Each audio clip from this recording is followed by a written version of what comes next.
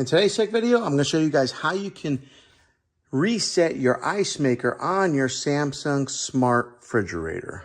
Okay, one of the quickest ways to reset your ice maker on your Samsung refrigerator is when you pull this out, you're going to want to open up this door here. Now, the first time you go to open this, it's going to be kind of hard. You got to give it a good tug like that, and then the door comes out.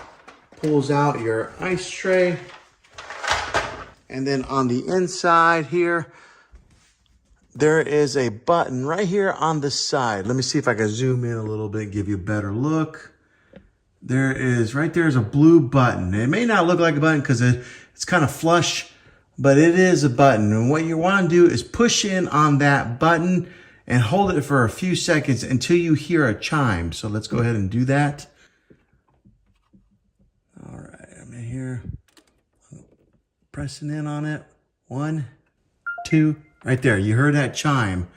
And what that does is it resets your ice maker. You got to push kind of hard and you'll feel a little click. But if you just look at it at a glance, it's just flush. But yeah, go ahead and push in on that.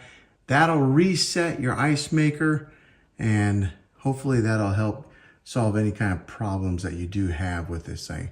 Then go ahead and put your door back in.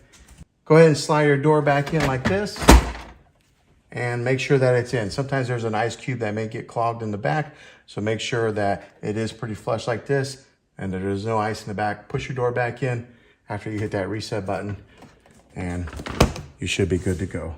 Okay, and that's the quick way on how you reset your Samsung smart refrigerator ice tray. Hopefully this video was helpful. If it was, go ahead and click a thumbs up on it. Go ahead and subscribe to my channel. I make tech videos all the time, and I'd love to have you back in the next one. Take care.